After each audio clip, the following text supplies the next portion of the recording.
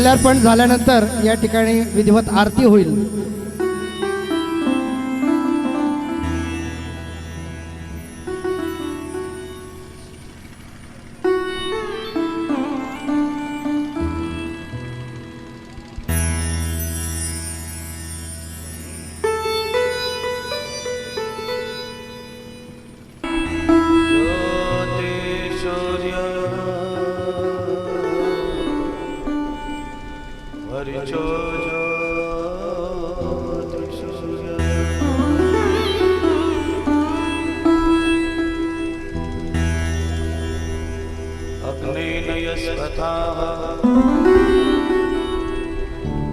राये अस्मान् विश्वान् देववैवान् यो यो यस्मज्जोराणमेनो इष्टान्ते यमयतिर्विदेवा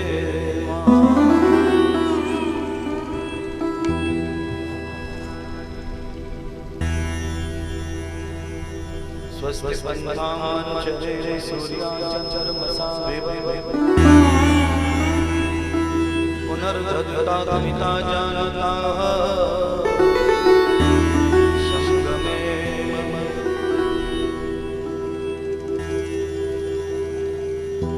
कंचन थाल सजाय लीने घृतयोर्वा करो शंभु की आरती सज धज के नर नार।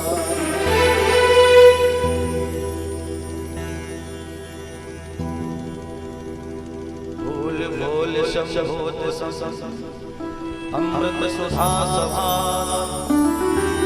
योग क्षेम यजमान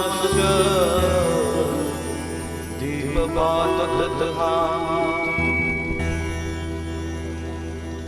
शंभुनाथ की आरती उतारो शंभुनाथ की आरती उतारो शंभुनाथ की आरती उतारो शंभुनाथ की आरती उतारो शंभुनाथ की आरती उतारो शंभुनाथ की आरती उतारो जय जयकार जय जयकार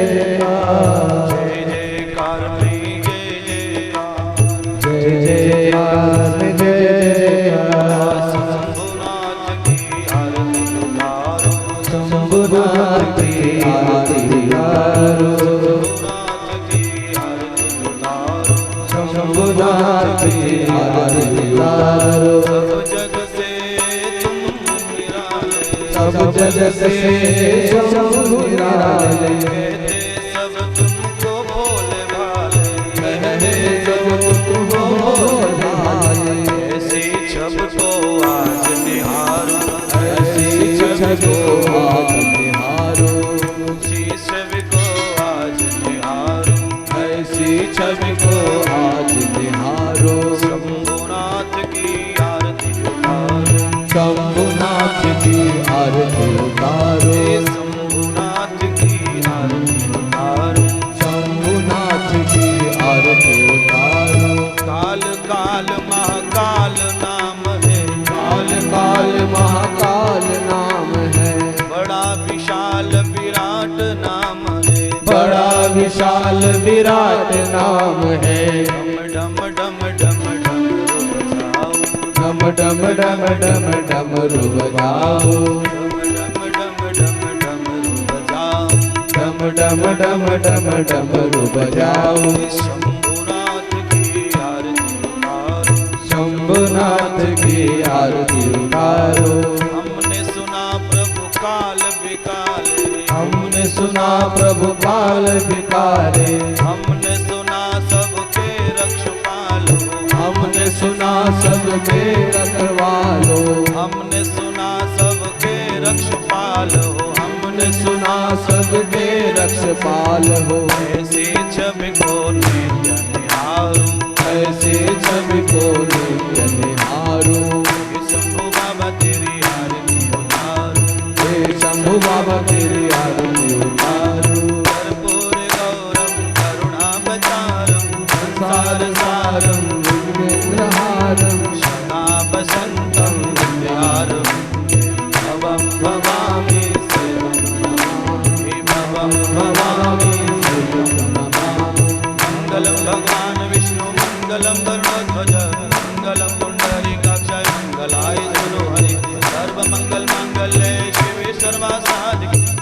त्र्यंबके गौरी नारायणी नमस्ते नारायणी नमस्ते नारायणी नमस्ते। भोलेनाथ भगवान जय हो पार्वती पतये हर हर महादेव। जय हो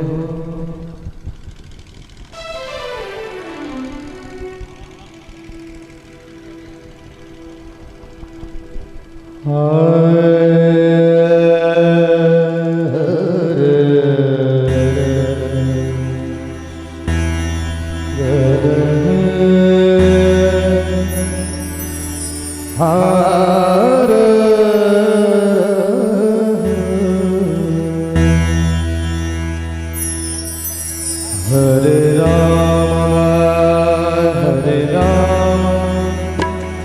राम राम हरे हरे हरे राम राम हरे हरे। हेलो हेलो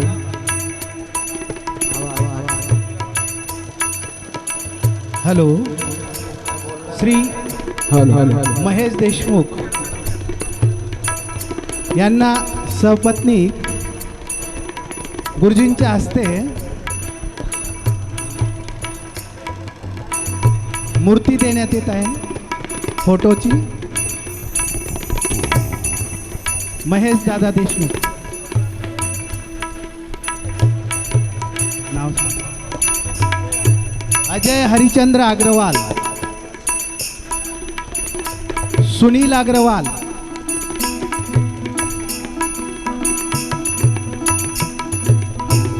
कृपया ज्यांचं दर्शन झालं त्यांनी लवकर लवकर खाली उतरायचं। माननीय वसंतभाई गुजराती, कृपया गुरुजींचा आशीर्वाद घ्यायचा आहे।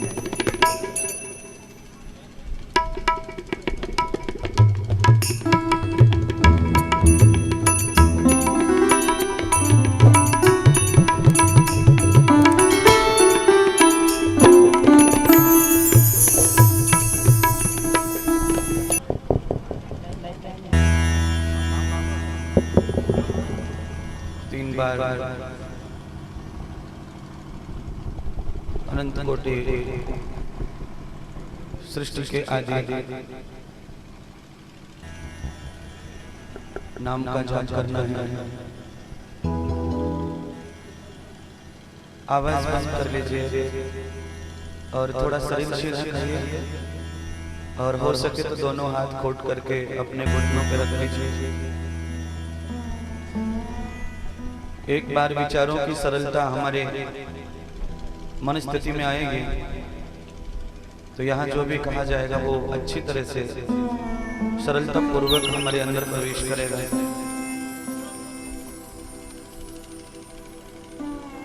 इस सृष्टि का सबसे अनादि नाम क्या है?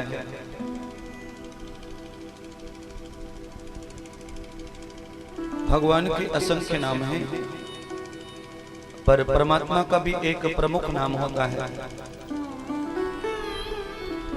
वैसे तो ये बात बहुत गोपनीय है, गुप्त है। आप हर रोज उस नाम का जाप करते हैं, पर आपको ये मालूम नहीं कि ये परमात्मा का मुख्य नाम है और सबसे प्राचीन नाम है। उस नाम से ही तीनों लोगों की उत्पत्ति हुई है, तीन गुणों की उत्पत्ति हुई है, तीन शक्तियों की उत्पत्ति हुई है। उस नाम से ही त्रिलिंग प्रकृति का निर्माण हुआ है, स्त्रीलिंग, नपुंसक और पुरुषलिंग का निर्माण हुआ है। रजतम और सत का स्वामी जो है, उस नाम के बगैर मंत्र अधूरा है, श्रुति अधूरी है, श्लोक अधूरा है। वही परमात्मा की कथा चलती है और उस प्रभु का ये प्रमुख नाम है। जब तक वो नाम ना बोला जाए तो कोई ब्राह्मण उस मंत्र को भी शुरू नहीं करता। भगवान के जितने नाम हैं उन नाम से पहले उस शब्द को बोलना ही पड़ता है, तब प्रभु का नाम पूरा होता है। और वो सबसे प्राचीन, अनंत, अनादि, अनुपम, सर्वाधार, सर्वेश्वर, सर्वशक्तिमान, दयालु, अभय, नित्य, पवित्र, शुद्ध सृष्टिकर्ता नाम है। उस नाम को 3 बार ध्यानस्थ अवस्था में नेत्र बंद करके बैठकर जाप करिए। पहले तो अब उस नाम के स्वामी के नजदीक आओ। नजदीकी से जो आनंद आता है वो दूर से नहीं। नजदीक आने के लिए उसकी उपासना करो। उपस्थानम उपनिवासम उपासना। मन से, विचार से और कर्म से जिसके नजदीक आकर के क्रिया किया जाए उसे उपासना कहते हैं। सृष्टि में अनेक प्रकार के उपासक होते हैं, पर उनकी उपासना इसलिए फेल होती है वो कभी निकट होकर के उपासना नहीं करते। इसलिए पहले आप कथा के निकट आइए, अपने विचारों की डोरी को ढीला छोड़ दीजिए और कथा रूपी विचारों से मिलाने की कोशिश कीजिए, जिससे कि बिना किसी परिश्रम के कथा पूरी की पूरी मस्तिष्क में प्रवेश करे।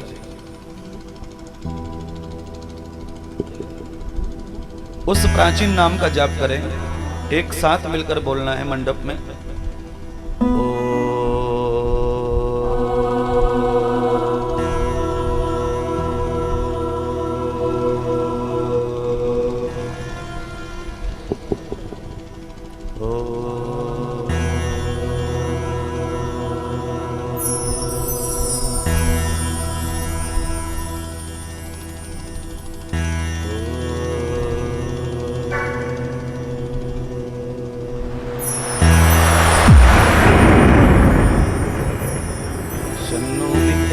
संवरुणा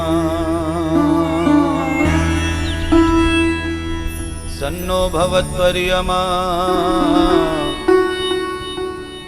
शन्न इंद्रो बृहस्पति सन्नो विष्णुरुक्रमः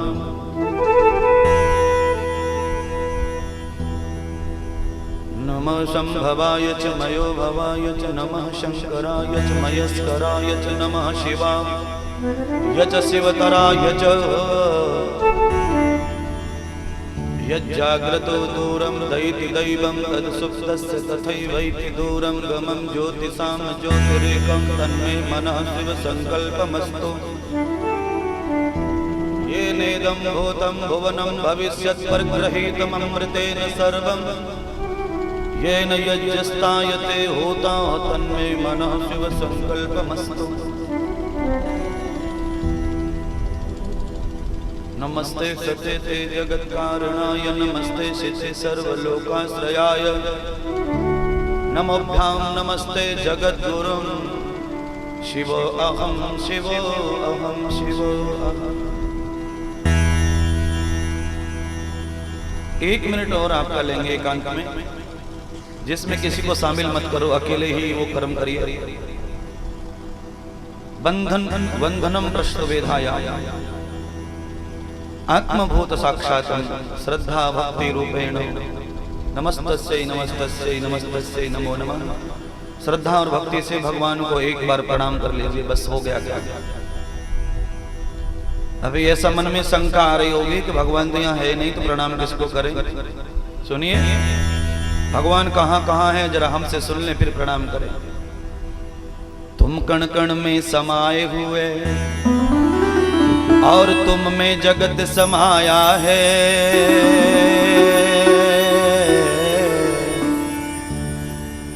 तिनका हो या पर्वत हो ये सभी तुम्हारी माया है। तुम दुनिया में सब प्राणी के जीवन के आधारा हो। नमस्कार भगवान तुम्हें भक्तों का बारंबार। नमस्कार भगवान तुम्हें भक्तों का बारंबार। नमस्कार भगवान तुम्हें भक्तों का बारंबार। जय जय राम राम राम जय जय राम राम राम राम राम राम जय जय राम राम राम।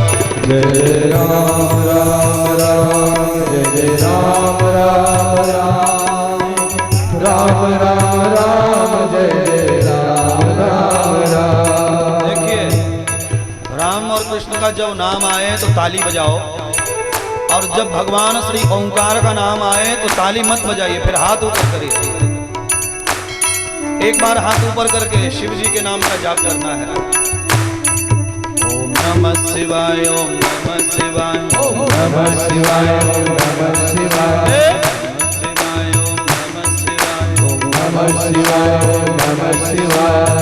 हर हर शंभो नमः शिवाय, हर हर शंभो नमः शिवाय, हर भोले नमः शिवाय, हर हर भोले नमः शिवाय, नमः शिवाय, ओम नमः शिवाय, नमः शिवाय, ओम नमः शिवाय। हर हर देवा नमः शिवाय, हर हर देवा नमः शिवाय, नमः शिवाय, हरि नमः शिवाय, नमः शिवाय, हरि नमः शिवाय, हरि हरि भोले नमः शिवाय, हर हर भोले नमः शिवाय, हरि हरि भोले नमः शिवाय, हर हर भोले नमः शिवाय, नमः शिवाय, ओम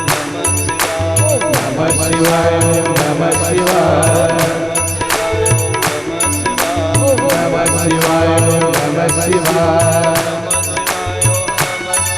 ओम नमः शिवाय, नमः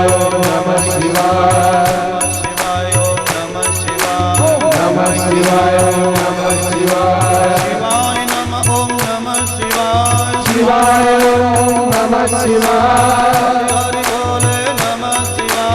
हरि भोले नमः शिवाय, हर हर भोले नमः शिवाय, हरि भोले नमः शिवाय, हर हर भोले नमः शिवाय, हरि भोले नमः शिवाय, हर हर भोले नमः शिवाय, नमः शिवाय, ओम नमः शिवाय, नमः शिवाय, ओम नमः शिवाय, नमः शिवाय, ओम नमः शिवाय, नमः शिवाय, ओम नमः शिवाय। पार्वती पतये हर हर महादेव। अर्चनी बंदनी माता और बहनों, भद्र पुरुषों, छोटे बच्चे और बच्चे, आज की आरती के प्रथम यजमान और उनके सभी परिवारीजन, मंच में विराजमान सभी देवता, अलुतस्त वेद ब्रह्मण संत महंत, देश के सभी वीर संत सहयोग वीर सब, मंडप में विराजमान सभी दिव्य आत्माओं के साथ में सच्चिदानंद ओंकार स्वरूप परमात्मा शिव के चरणों में कोटि कोटि बंधन करते हुए आपका अभिलाषित अभिनंदन करते हैं, आपका स्वागत करते हैं कथा में और आपको भी प्रणाम करते हैं। जय जय श्री राम, जय जय श्री राधे, जय जय श्री राधे। सरस्वती देवी महाराज की जय हो, शिव महापुराण की जय हो, भोलेनाथ भगवान की जय हो, जय जय श्री राधे।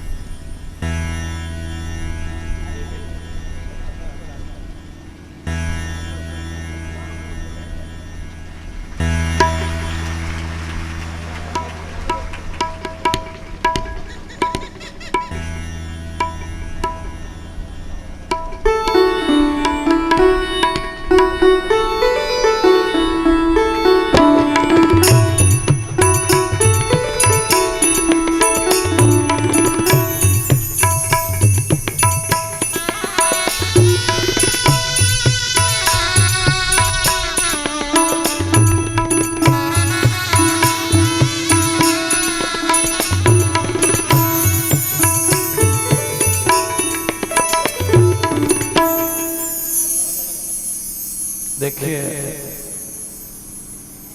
कल की हमारी जो दो बात थी वो अधूरी रह गई थी, आज उनसे जुड़िए फिर से। अगर मैं कहूं कि मैं एक ही बात करूंगा आपसे तो आप ऐसे समझो जैसे दिन की हमने प्रशंसा की तो रात नाराज होगी, और रात की प्रशंसा की तो दिन नाराज होगा। क्योंकि जीवन के दो पहलू होते हैं। एक पक्ष जीवन का ऐसा होता है जो अच्छा हो सकता है, एक ऐसा होता है जो बुरा हो सकता है।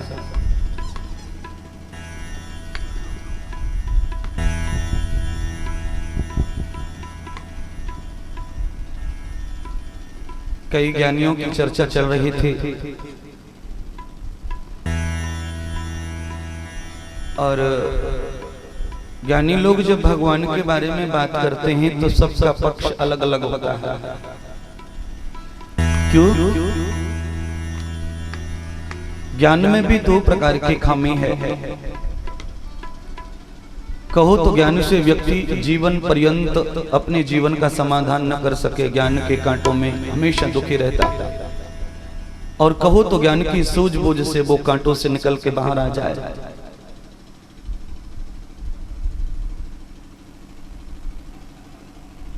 किसी ने पूछा आपस में बैठ करके कि अच्छा ये बताओ, तुम सब लोग सत्संग करते हो, कथा करते हो, प्रवचन करते हो, राम जपते हो, पुस्तक पढ़ते हो, वेद पुराण श्रुति मंत्र दीक्षा सब कुछ पढ़ते हो,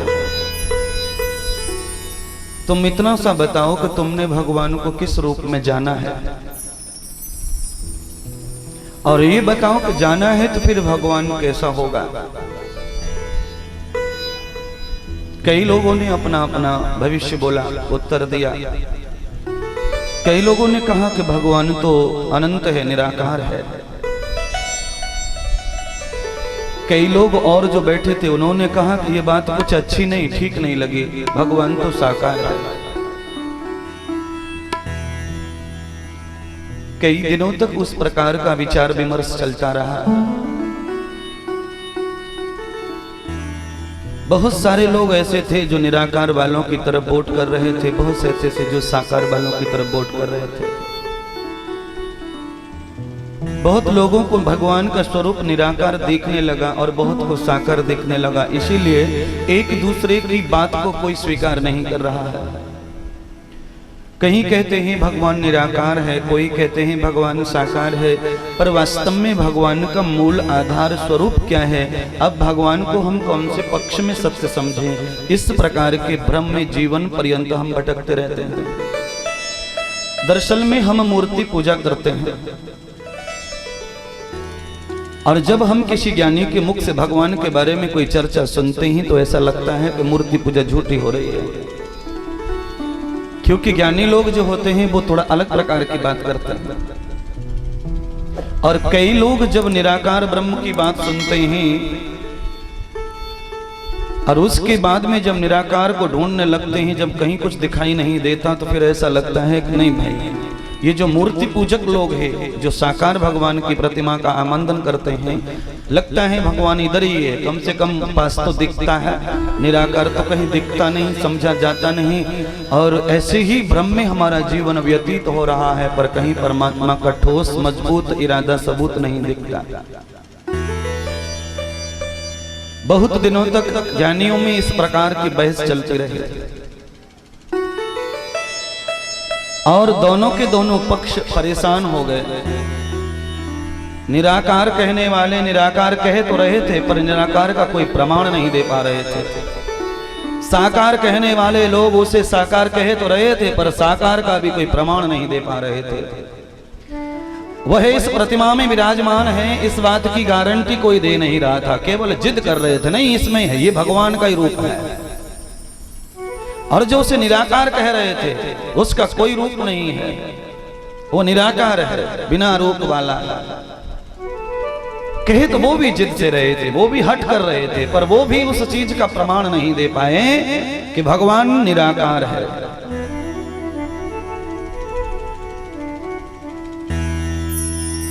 जब बहुत दिनों तक ज्ञानी लोगों का संघर्ष चला और ज्ञान के संघर्ष के बाद कोई निष्कर्ष नहीं निकला, कोई रिजल्ट नहीं आया, कोई परिणाम नहीं आया, और कहीं पर भी उनको कोई संतोष नहीं हुआ, तो परेशान थे और अपनी जिद पर कायम थे। तीसरा पक्ष एक खड़ा हुआ तीसरा पक्ष कैसा था? तीसरा पक्ष ऐसा था जैसे महात्मा गांधी की तरह। यह तीसरा पक्ष है महात्मा गांधी। महात्मा गांधी से पहले दो पक्ष थे स्वतंत्रता के लिए। तीसरा पक्ष महात्मा गांधी का खड़ा हुआ। महात्मा गांधी जैसा पक्ष जो था, महात्मा गांधी जैसी मान्यता के जो लोग थे, उन लोगों ने उन ज्ञानियों के पास आकर एक ही बात कही,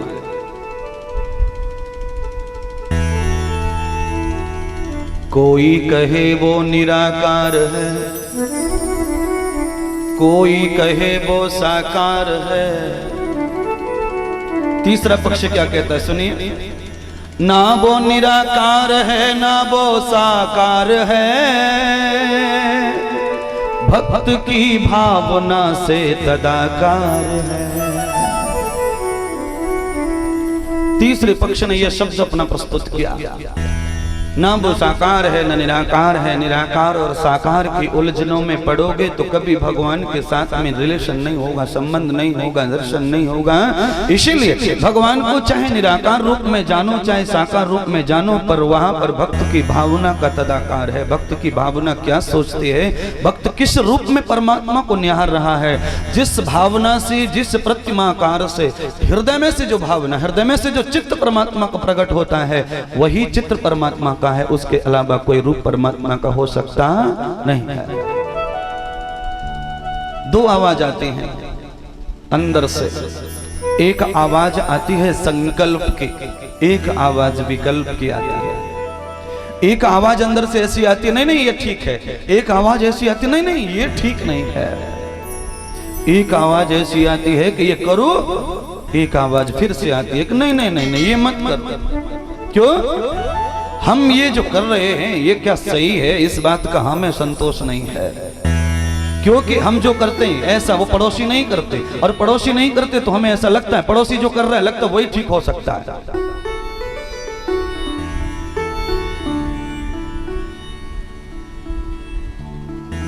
सुनिए, तीसरे पक्ष की एक बात और है, दो लाइन है। साकार के चक्कर में मत पड़ो, निराकार के चक्कर में मत पड़ो। पड़ोसी कौन से भगवान की सेवा करता है वो भी चक्कर में मत आओ। तुम क्या करते हो बस उसी चक्कर में अपने भ्रम को मर्दन करो। क्यों? एक भी जगह सृष्टि में ऐसी नहीं, एक भी कोना सृष्टि में ऐसा नहीं, मिट्टी की रेत में एक भी कण ऐसा नहीं जिसमें परमात्मा का प्रतिकार ना हो। हाथ में एक मुट्ठी भर रेत उठाओ, उस रेत में लाखों कण होते हैं, लाखों टुकड़े होते हैं मिट्टी के, तब रेत बनता है। मिट्टी को जितने भागों में बांटा जाए उतना ही वो कण वाला बन जाता है, और कण के बाद भी अणु प्राप्त होता है। कण में से अणु की उत्पत्ति होती है। कल्पना करो, अणु में से फिर क्या होता है, कल्पना करते जाओ, न्यूट्रॉन बनता है, न्यूट्रॉन में से प्रोटॉन बनता है, फिर इलेक्ट्रॉन बनता है। इतनी गहराई तक, इतनी छोटी रूप में भी परमात्मा को अगर तुम देखो तो भी परमात्मा उसमें विराजमान है। इसीलिए परमात्मा को ज्यादा खोजने की आवश्यकता नहीं पड़ती है। एक तरह से ऐसा समझो, जिस प्रकार से माथे का दर्द होता तो है पर बताया जा सकता है, पर दिखाया जा सकता नहीं। अच्छा बताओ, तुम्हारे माथे में दर्द हो रहा हो तो तुम कैसे दिखाओगे? तुम्हें प्यास लगी तुम कैसे दिखाओगे? तुम्हें भूख लगी तुम कैसे दिखाओगे? अरे भूख कहीं हाथ में नहीं लगती, भूख कहीं छाती में नहीं लगती, भूख कहीं पेट में नहीं लगती, भूख कहीं कहीं नहीं लगती। भूख एक आभास का नाम है, भूख एक प्रतिक्रिया का नाम है, भूख एक अग्रंदन, एक क्रिया का नाम है, भूख एक व्यवहार का नाम है। उसे कैसे दिखाएं, कैसे प्रस्तुत करें कि हम भूखे हैं? अगर उसे प्रस्तुत करना है तो फिर आपको शब्द से बोलना ही पड़ेगा कि मैं भूखा हूं। अब सामने वाला तुम्हारी भूख को स्वीकार करे या ना करे, पर तुम भूखे हो ये तुम जानते हो। सामने वाला इस बात का कोई गारंटी से समझौता नहीं करना चाहता कि तुम भूखे हो। तुमने कहा और उसने मान लिया, बस इतना है, पर उससे विश्वास नहीं कि ये भूखा है। क्यों? न दर्शनम प्रस्तुतम, भूख दर्शन का विषय नहीं है, उसे दर्शाया नहीं जा सकता, उसे बताया नहीं जा सकता। जिस प्रकार से प्यास को बताया नहीं जा सकता है, शब्दों में भले ही कहो कि मुझे प्यास लगी है, पर प्यास को यहाँ से लेकर यहाँ तक कहीं दिखाया नहीं जा सकता। अगर तुम प्यासे हो, ऐसी स्थिति में किसी डॉक्टर के पास में जाकर पूरे शरीर को फटवा डालो, ऑपरेशन करवा डालो शरीर का, और डॉक्टर से कहो कि प्यास निकाल के बताओ कि कौन से कोने में आ रही है। दुनिया के सभी विज्ञान वाले फेल होएंगे, पर तुम्हारी तुम्हारी भूख और प्यास को फाड़ फाड़ कर देखे तो निकाल ना सकते। इसी प्रकार से भूख प्यास का अनुभव कर लो पर उसे प्रस्तुत नहीं कर सकते, उसका रूप नहीं दिखा सकते। वैसे ही परमात्मा का अनुभव तो तुम्हें हो सकता है पर छाती फाड़ कर तुम उसे दिखा सकते, छाती फाड़ कर नहीं दिखा सकते। अब तुम ये कहोगे कि हमने तो हनुमान जी की छाती में देखा राम और सीता का फोटो। तुम्हारे मन में शंका भले ही नहीं आए पर हमारे मन में तो शंका आ गई ना।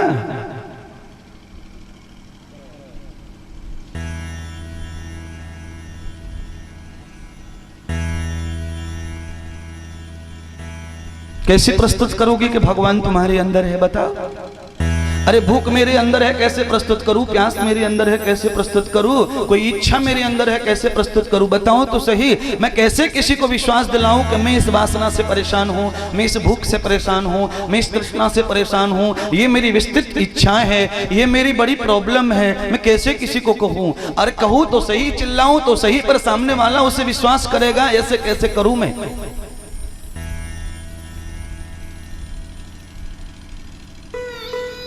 इसीलिए देखिए हनुमान जी की बात मैंने कही है और उससे पहले एक बात कही कि रेत के लाखों टुकड़े हाथ में ले लो और किसी भी टुकड़े को दूर फेंक दो, और दूर फेंकने के बाद ये मत समझना कि उसमें भगवान नहीं, भगवान उस कण के अंदर भी है। कण के बाद मैंने कहा अणु, अणु बहुत छोटा होता है। रेत के एक कण के 100 टुकड़े करो तब अणु बनता है, अणु के 100 टुकड़े करो तब प्रोटॉन बनता है, प्रोटॉन के 100 टुकड़े करो तब इलेक्ट्रॉन बनता है, इलेक्ट्रॉन के 100 टुकड़े करो तब भगवान बनता है। तो तुम कैसे खोजोगे बोलो।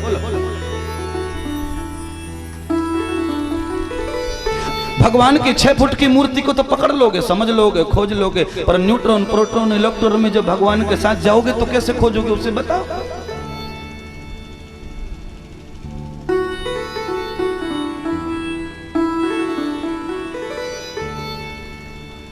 किसी ने पूछा भगवान कैसे हमारे अंदर रहता है, तो सामने से जवाब आया जिस प्रकार से फूल शोभा से बहुत प्रसन्न है, फूल के अंदर अनेकों जो कलर होते हैं वो कलर प्रकृति के होते हैं, पर फूल के अंदर जो गंध होती है वो भगवान का रूप होती है। फूल का जो रूप है वो प्रकृति है, उसके अंदर जो गंध है, सुगंध है, वो ईश्वर है। दुनिया का कोई विज्ञान ऐसा नहीं है कि उसकी सुगंध को पकड़ के बता दे। उसका अनुभव तो दुनिया कर सकती है कि ये सुगंध वाला है, इसमें ऐसी सुगंध आ रही है, उसका अनुभव करो, उसका भोग करो, पर उसका रूप कोई नहीं दिखा सकता। रूप तो प्रकृति का होता है, रूप तो पांच भौतिक है, रूप तो तत्व प्रमाणित है, रूप तो अनुग्रहित प्रमाणित है। इसीलिए परमात्मा का रूप दर्शित करना अति दुर्लभ है, अति दुर्लभ। परम भावे तो दुर्लभम कृता परमेश्वरम। परमात्मा का रूप अगर प्रस्तुत करना है तो एक ही बात है, जर्रे जर्रे में, ओ जर्रे जर्रे में झांकी भगवान की, जर्रे जर्रे में झांकी भगवान की, और किसी सूझबीली आंखों ने पहचान की। जर्रे जर्रे झांकी भगवान की, किसी सूझ वाली आंखों ने पहचान की।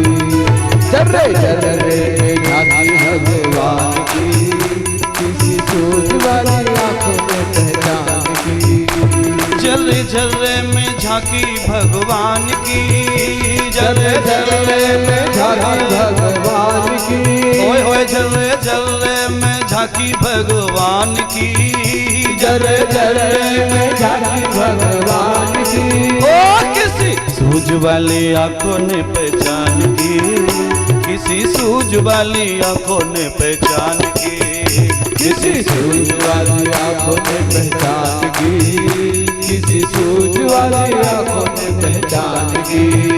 जर्रे जर्रे में झांकी भगवान की, जर्रे जर्रे में झांकी भगवान की, किसी सूझ वाली आंखों ने पहचान की, झांकी भगवान की, किसी सूझ वाली आंखों ने पहचान की। सुनिए,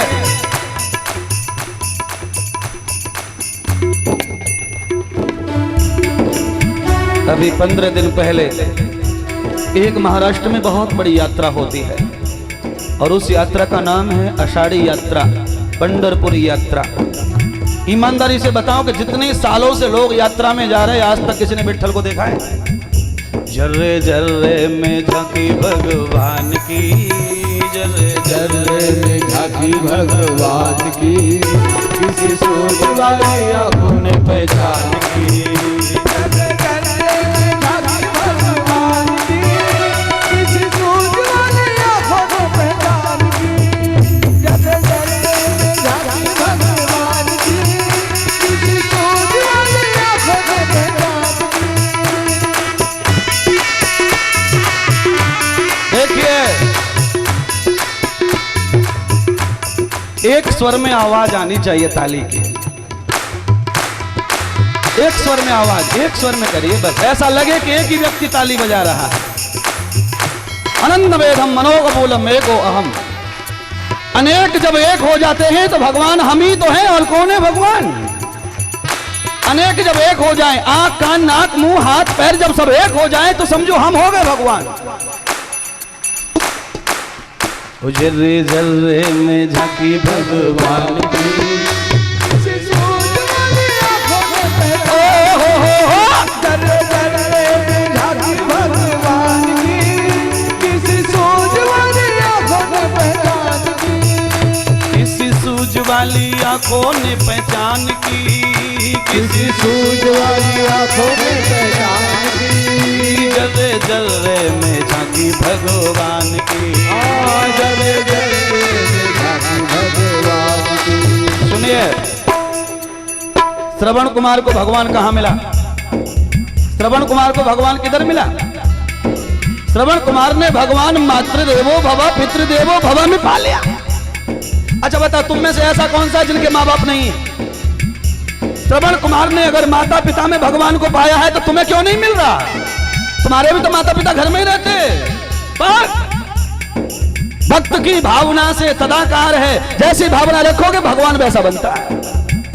जर्रे जर्रे में झांकी भगवान की, किसी सोच वाले आंखों ने पहचान की। जर्रे जर्रे में झांकी भगवान की, किसी सोच वाले आंखों ने पहचान की। जर्रे जर्रे में झांकी भगवान की, किसी सोच वाले आंखों ने पहचान की। जर्रे जर्रे में झांकी भगवान की, किसी सोच वाले आंखों ने पहचान की। जर्रे जर्रे में झांकी भगवान की, किसी सोच वाले आंखों ने पहचान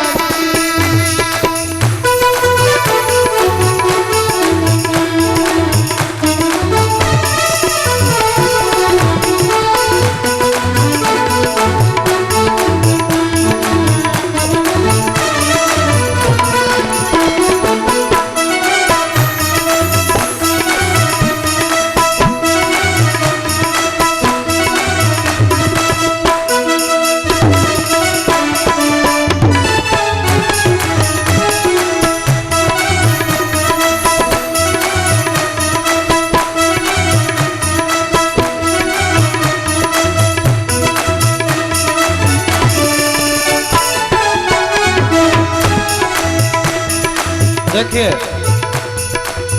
आज हमारे बीच चोपड़ा गांव के एक अच्छे बुद्धिमान व्यक्ति आए हैं। हमारे भैया देशमुख जी हैं, महेश जी।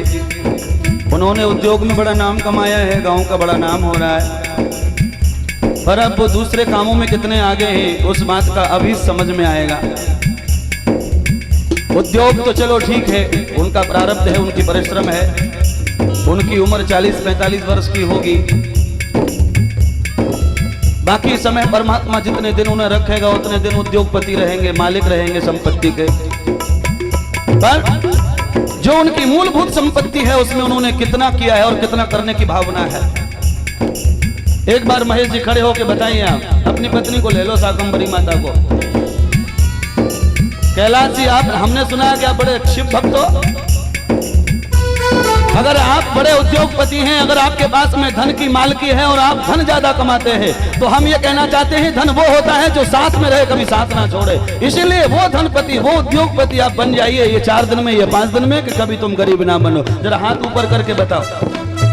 वो जल रहे में झांकी भगवान की किसी सूझ वाली आंखों में पहचान। वो जल रहे में झांकी भगवान की, वो जल रहे में झांकी भगवान की किसी सूझ वाली आंखों में पहचान की।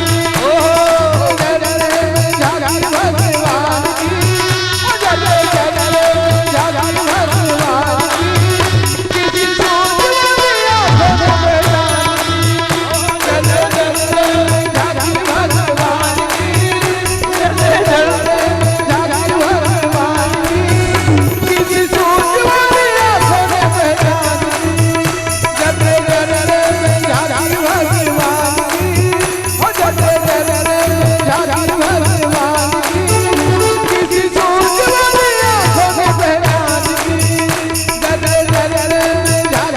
भगवान की किसी सूझ वाली आंखों में पहचान की।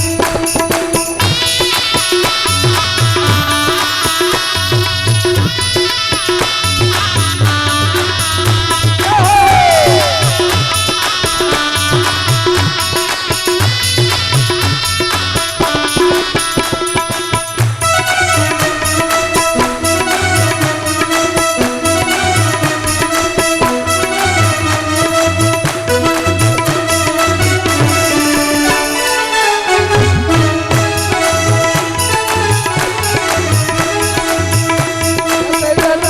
झांकी भगवान की, जल रहे में झांकी भगवान की किसी सूझ वाली आंखों में पहचान की।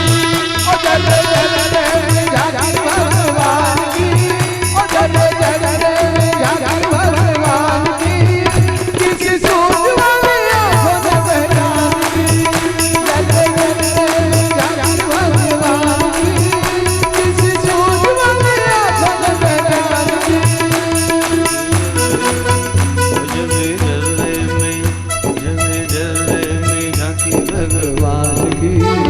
किसी सूझ वाली आंखों ने पहचान।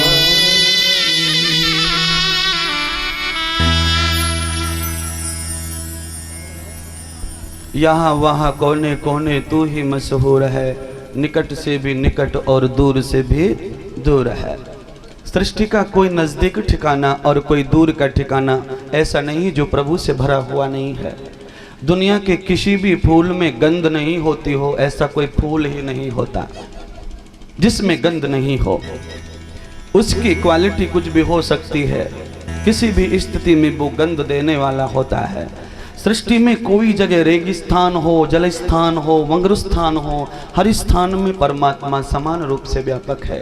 कोई कहे कि जहाँ हरियाली रहती है वहाँ भगवान ज़्यादा रहता है, कोई कहे कि जहाँ सूखा रहती है वहाँ भगवान कम रहता है। भगवान को हरियाली और सूखा से दोनों से कुछ पड़ी नहीं, वो तो सर्वव्यापी है, हर जगह समान रहता है, न कहीं कम न कहीं ज़्यादा रहता है।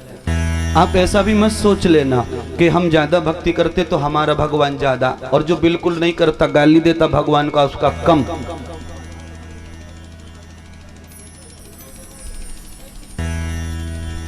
परमात्मा समान रूप से रस प्रबंधन करता है। देखिए, 2 वर्ष के एक छोटे बच्चे को जहर पिलाओ, बच्चा जानता नहीं कि यह जहर है। एक 25 वर्ष के प्राणी को कह दो कि ये भाई जहर है और ये तुझे पीना है, नहीं पिएगा तो जबरदस्ती पिलाएंगे। अब आप ये बताओ कि 25 वर्ष के और 2 वर्ष के दोनों के अंदर वो जहर जाएगा तो क्या काम करेगा? एक जहर तो 2 वर्ष के बच्चे में जाता है जो कि जानता नहीं कि ये जहर है, इसे पीने से आदमी मरता है, उसे पता नहीं, पर वो पी गया। और पी गया तो जहर क्या करेगा बताओ तो सही? जहर क्या करेगा? जहर ये करेगा कि तू छोटा है, तू अभी जानता नहीं, इसीलिए मैं तुझे नहीं लो, चाहे ना समझी से भजने का काम करो बस। है ये जहर क्या करेगा? इतना जानकारी करनी है तो फिर जरा झंझट में पड़ जाओगे, लफड़े में आ जाओगे। क्यों? हर तरफ जहर ही तो है। हर चीज ऐसी कौन सी चीज है जो तुम्हें बचाने के लिए बनाइए बताओ? अब एक चीज का तो नाम ले दो। सृष्टि में तुम जो खाते, जो पहनते, जो देखते, अब उसमें ये बताओ कि उसमें जहर कौन सी चीज में नहीं है? ऐसी कौन सी चीज है जो तुम्हें मारने के लिए नहीं खड़ी? हर चीज मारने के लिए खड़ी है। तुम केवल दूध पे जीना सीख जाओ, तुम केवल सेब पर जीना सीख जाओ, तुम मौसमी के रस पे जीना सीख जाओ, तुम केवल एक चावल का दाना खाना सीख जाओ, दुनिया की सबसे बढ़िया चीज खाने शुरुआत कर दो। पर मैं कहता हूं कि तुम्हें वो भी मारेगी, क्योंकि एक भी चीज दुनिया की तो ऐसी नहीं जो